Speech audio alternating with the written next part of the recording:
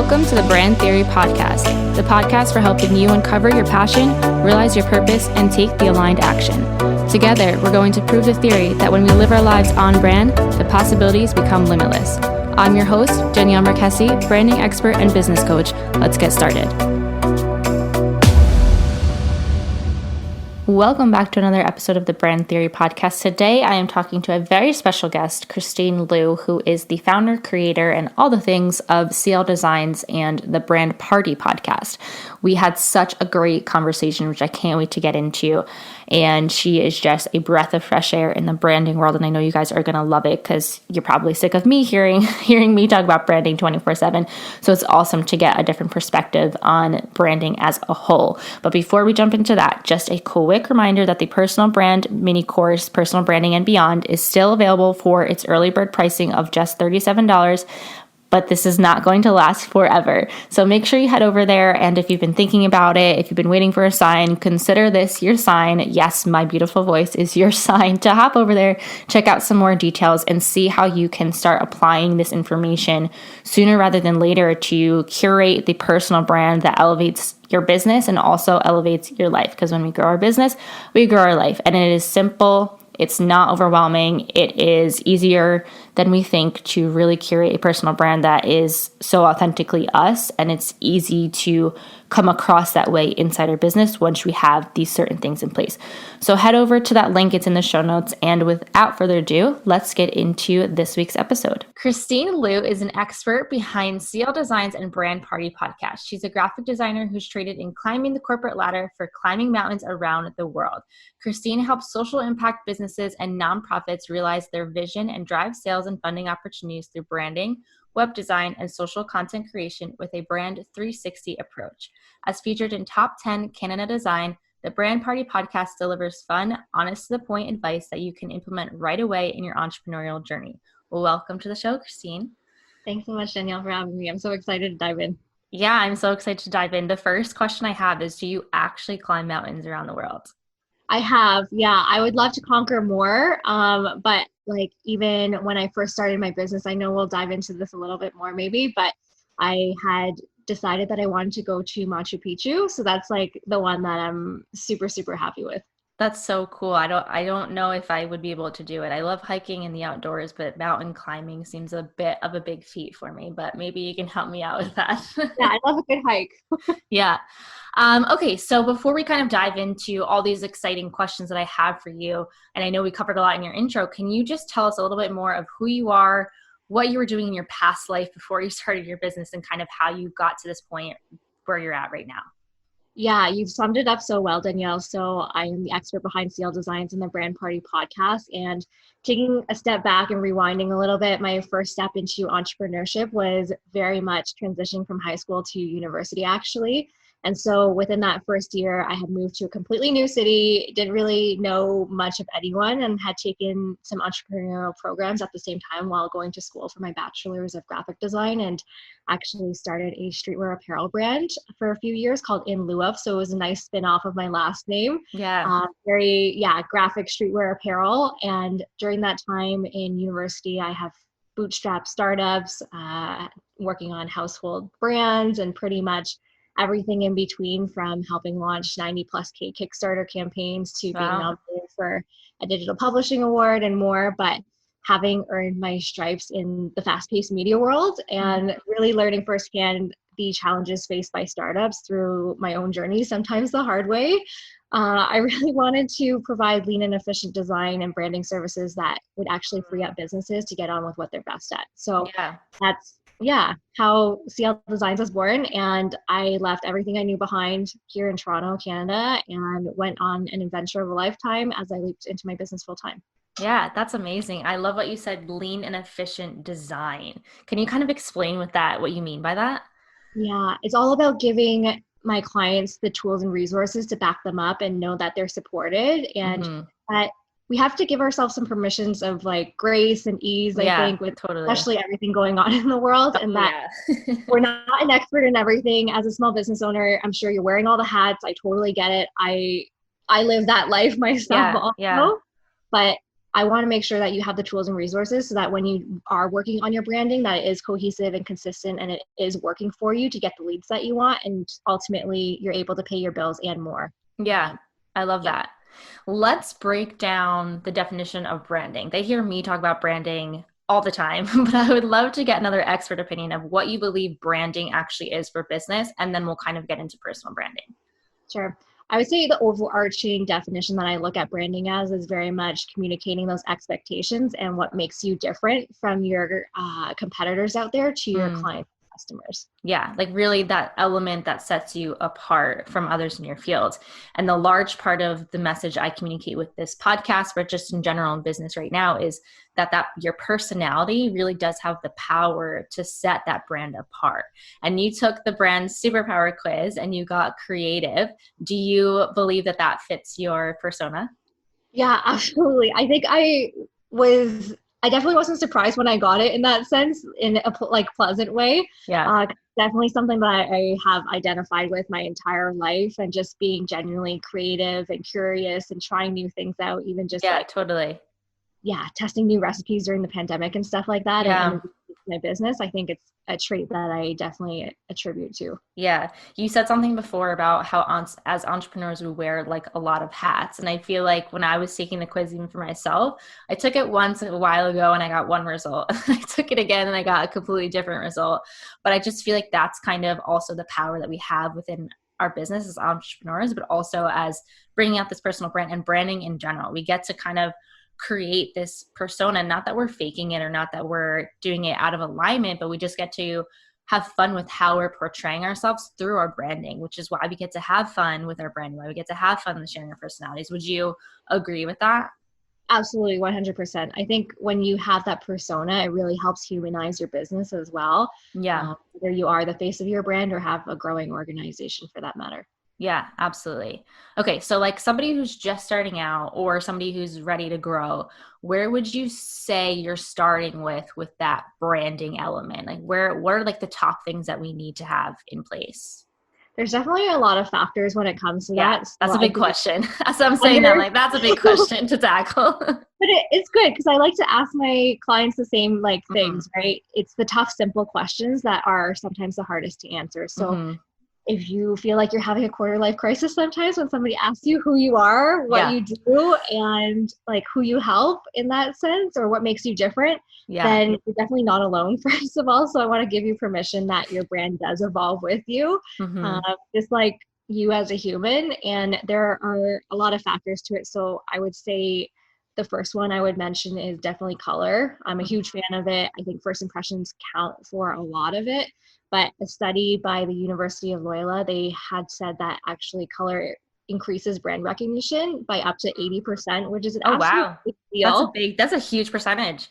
Yeah. And so I would ask yourself if your color palette is overall memorable. If not, there's nothing worse than a bland logo hmm or communications that just looks like everybody else in your industry and you're blending in like a game of Where's Waldo, right? Yeah, totally. So definitely become conscious of the associations and symbolism behind the color choices that you're Yeah. making, and acknowledge whether it's your own personal preferences that you just maybe like a certain color, or if this actually reflects what you want to communicate with your brand and your hmm business. Yeah. Um, but even thinking about, like, for example, red, like in the Western culture, it's very symbolic of like desire, love. It can be very angsty sometimes, but Yeah, it's a totally. lot culinary, right? Yeah. So if you think about McDonald's, it actually, red really helps to stimulate hunger, which is why it's used Oh a my gosh, lot, you're so right.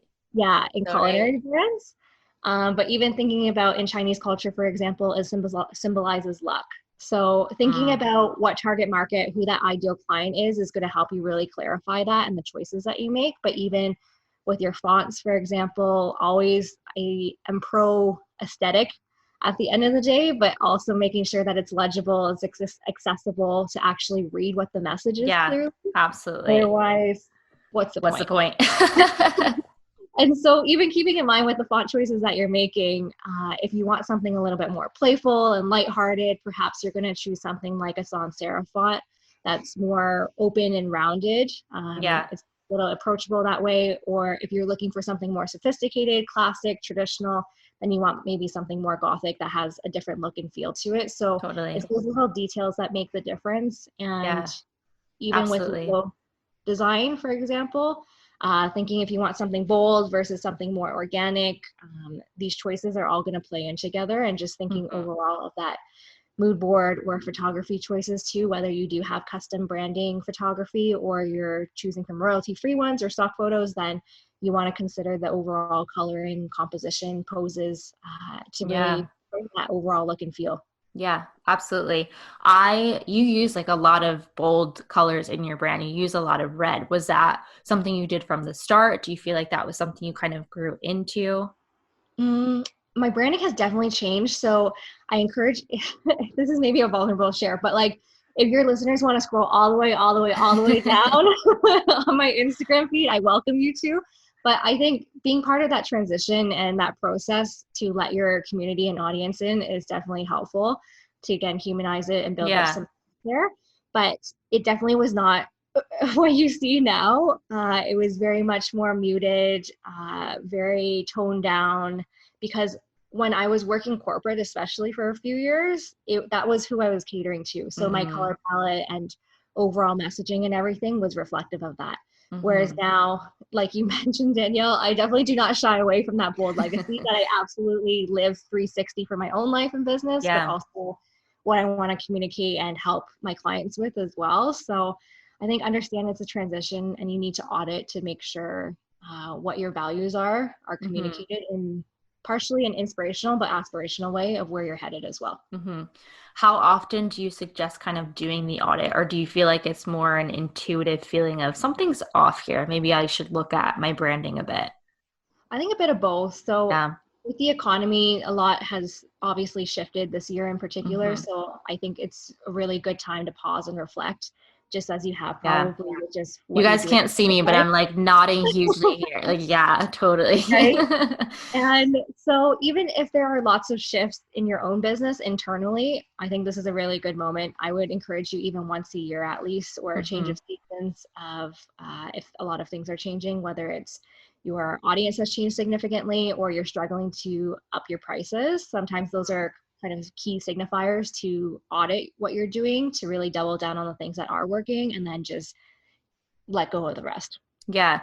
For me, when I first started my business, I was using those muted colors as well. A lot of like light pinks, light greens. If you look at my brand now, it's all like blacks, deep marbles, deep purples, all of that. And I feel like you brought this up before. We need to recognize the growth that we have as entrepreneurs because I think it's the biggest self-discovery, personal growth journey that you'll ever embark on. But we change fairly quickly. Like within a year, you could be not a completely different person, but be an elevated version of yourself, and your business is going to grow along right along with that. So I think taking a look at our brands at least once a year is definitely something to look at for sure. Mm-hmm. Yeah. Yeah, and ultimately too, like looking cohesively at it, because whether somebody does find you on Instagram and they see the curated like end product feed, right, the highlight reel, or they end up coming to your website, or even if they're watching a video of you on a podcast, for example, Yeah. then you want to make sure that it's all working together and not just like jarring or Yeah, totally. connecting. Because yeah, that trust is really hard to gain back. Yeah, yeah, that's so true.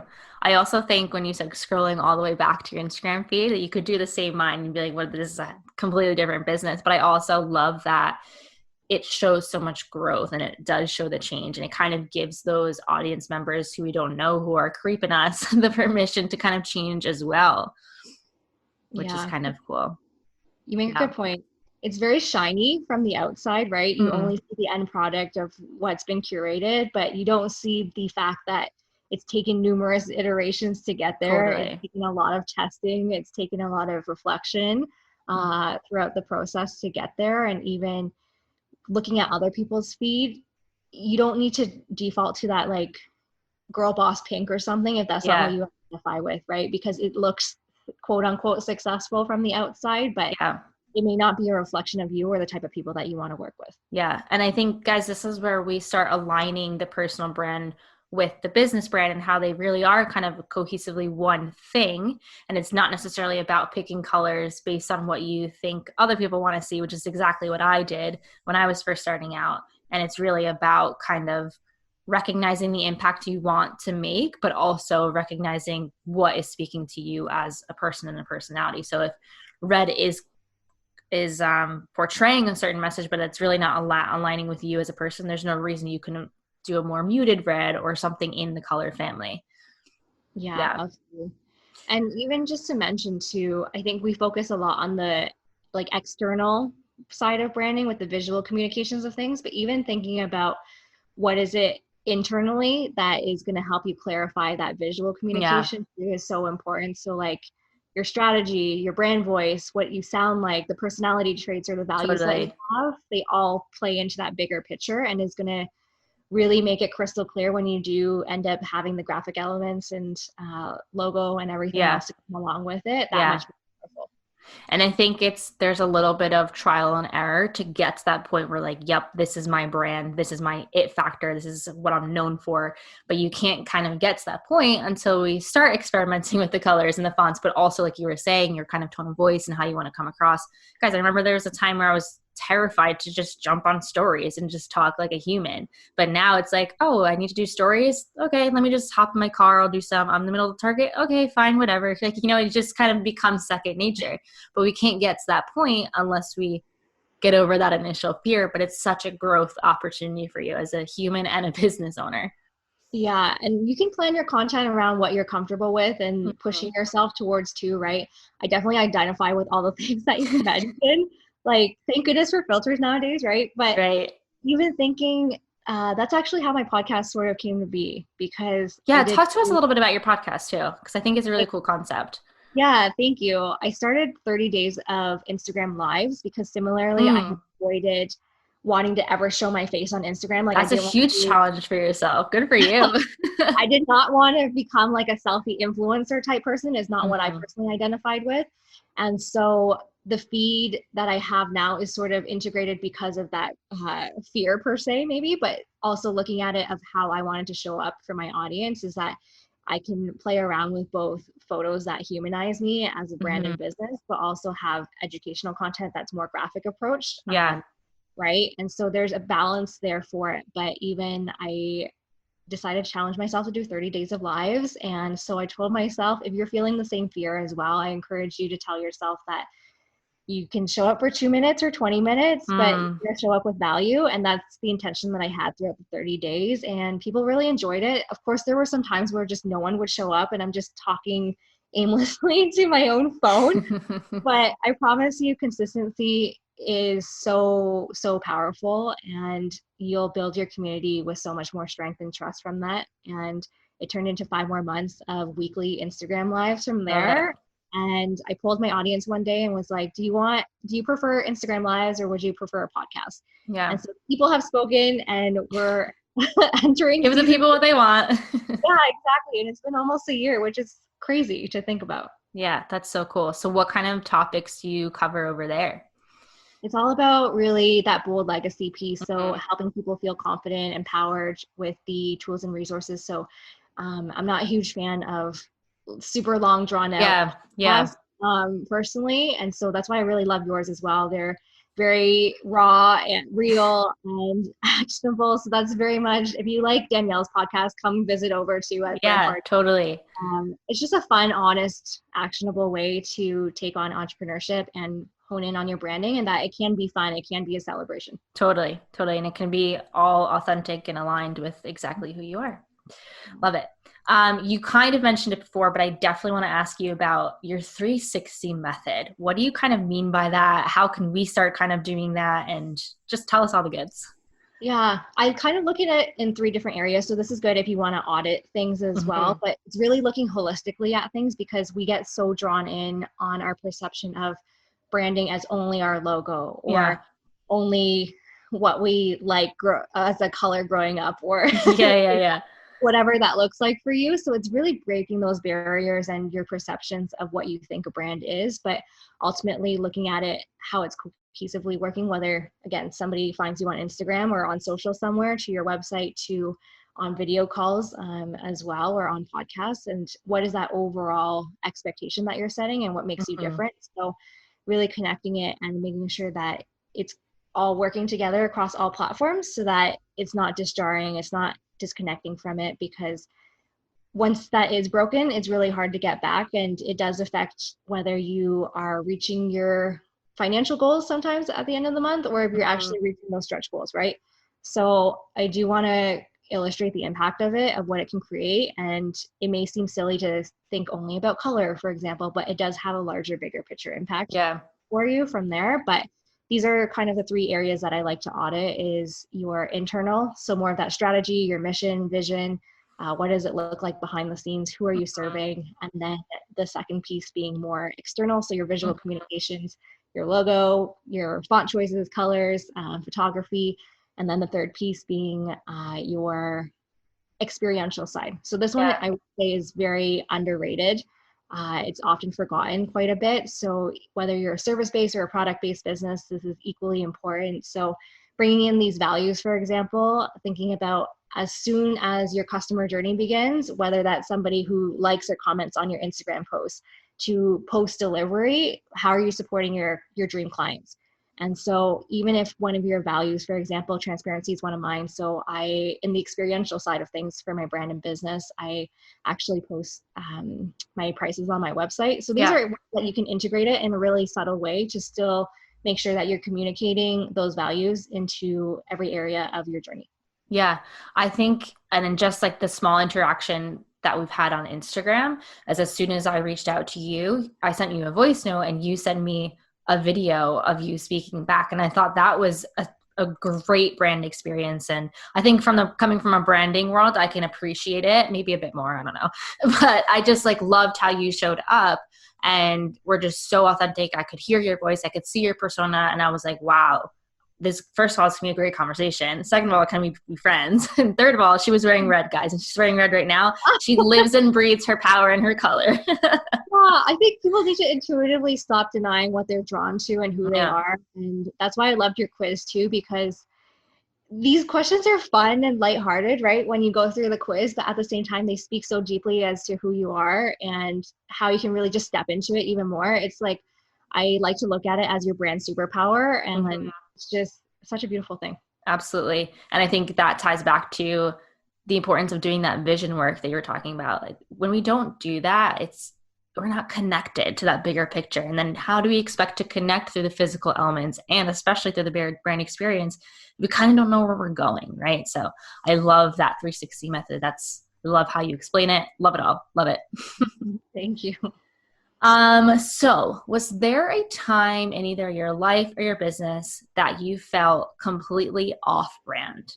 And if so, how did you navigate back to being on brand and in alignment? Absolutely. Feeling this misalignment, especially during the pandemic, that's totally normal. Like stop, pause, reflect, and then you can take action from here. I think you need to acknowledge what's going on and what you're feeling, as hokey as that might sound. Yeah, no, absolutely. But I just celebrated 2 years full time in my business as well. And congrats. So thank you. But yeah, again, if you scroll all the way down, it's not as glamorous or polished as you see now. And now it just feels like 100, 200, 500% me. And it feels so good because when you have branding that is reflective of you as close as humanly possible, especially if you are a solopreneur or the face of your brand, then definitely step into that power more. And that confidence is going to radiate as well. This is going to help you make more sales, be confident to pitch your business, and it's going to have a ripple effect that goes beyond the visual communications of what you put in. So I would say it's one of the biggest things that you can invest in. It's your own intellectual property in that sense. And the way that I look at it too is I have a house analogy. So if you think about branding like a house, it's very much a big property that you have, right? That you invest in, but thinking about down the road, a few years from now per se, and you have two choices. One of them being you can do renovations. You maybe swap out some furniture for some new ones. You decorate a little bit, just brighten it up a little. And then the second choice being more like you need to knock everything down. the foundations were weak, and you're starting completely from scratch again. So think about it. Which two option would you rather invest in, right? Yeah. It's super powerful this way. And just thinking that it has lasting impact when you invest properly at the very beginning.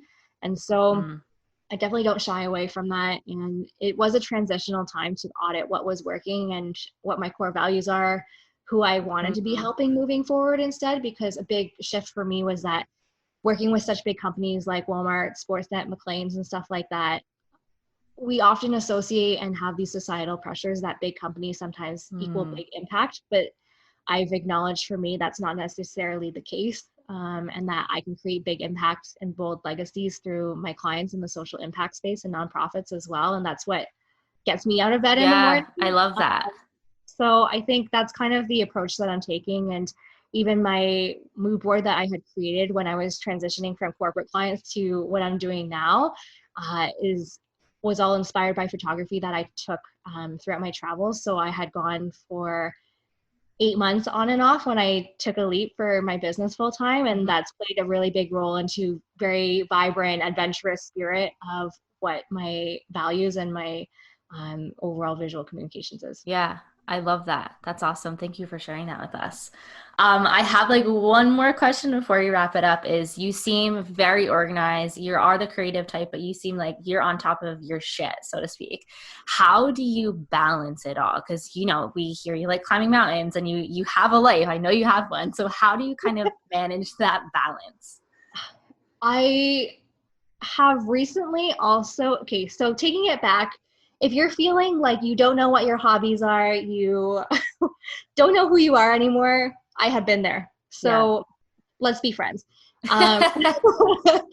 So there is light at the end of the tunnel. I hope as you listen to this episode that you have some encouragement there, that there is an evolution from what you're feeling now, and that if you do put in the work and the dedication and you want to make it better, and that it is possible for you. So I would say acknowledging that both, I don't like the word hustle necessarily, but just that hard work, dedication, and also rest and well-being can coexist together. Yeah. I think that was a big acknowledgement for me this year, and understanding that even during the pandemic, as I had celebrated 2 years full-time in my business, a lot of things have shifted since then from starting, but it really helped me identify that I can hit really big milestones that I've always dreamed about or never even thought were possible. Right. And that actually, so I took a weekend off for my 2-year full-time in business actually. And I was looking back at my calendar and I couldn't remember a full weekend that I had taken off in gosh knows when. Yeah. And it totally invigorated me, as silly as it sounds, to just take a full weekend off. Yeah. And I think if you're the type of person who also just enjoys working, like I really enjoy what I do. And well, that's the thing when we choose our passion to live through our passion, it doesn't necessarily feel like work. And guys, I know that sounds so cheesy and corny, but it's so true. It's so true. Yeah. It's like now we're choosing to work weekends. It's not a requirement. It's like, I'm just going to do this because I enjoy it. I can't wait to get this to my client, all that kind of stuff. Sorry. I cut you off. No, this is great, because even I tell myself and remind myself that I didn't leave my 9 to 5 to work 24/7 either, right? Yeah. And I want to reap the benefits of what I'm creating. And I think as a creative that I had identified with, but also through taking your quiz too, is that I understand that I can be creative and have the space and well-being to have room for other things to explore when I'm not working solely on my business all the time. Right. And that self-care is also productive. Is also a form of work. I say that all the time. Like going for your hikes is you probably get so many ideas and like, oh, that tree reminds me of this. And I know that's like a bad example, but it's just the mind space that you put yourself in when you do the things that you enjoy also turns into all these downloads that you use for your business. Yeah, absolutely. 100%. Love that. Cool. So what are you working on right now? What's coming up next for CL Designs? Where can we find more of you? Tell us all the deets. Well, I'm really excited to work with more social impact businesses, and just ranging from like a water education podcaster to like a youth leadership nonprofit to teaching some initiatives in our community here for newcomers who are just starting their businesses. But yeah, the Brand Party podcast, we're launching season 3 very, very soon, and exciting. It's all about impact. And There's also a secret bundle during the holidays that you do not want to miss out. So if you're looking for that crystal clarity on your brand and looking to cut your content creation time in half and stand out as the #1 choice for your dream clients, then definitely come and check it out. You can find me. I'm often on ChristineLDesigns.com if you want to come grab some time in my calendar or come follow along. I'm on Instagram pretty much always at CLIEU or at Brand Party Podcast as well. And yeah, you can come tune in wherever podcasts are listened to. Cool. I love it. Can't wait to see that holiday bundle. Thank you so much for chatting with us today. Are there any last thoughts you want to leave us with before we say goodbye? Well, thank you so much, first of all, Danielle. And I want your listeners to just have fun. Your brand is worth celebrating. And I can't wait to see what you all create. Yeah, absolutely. Thanks, guys.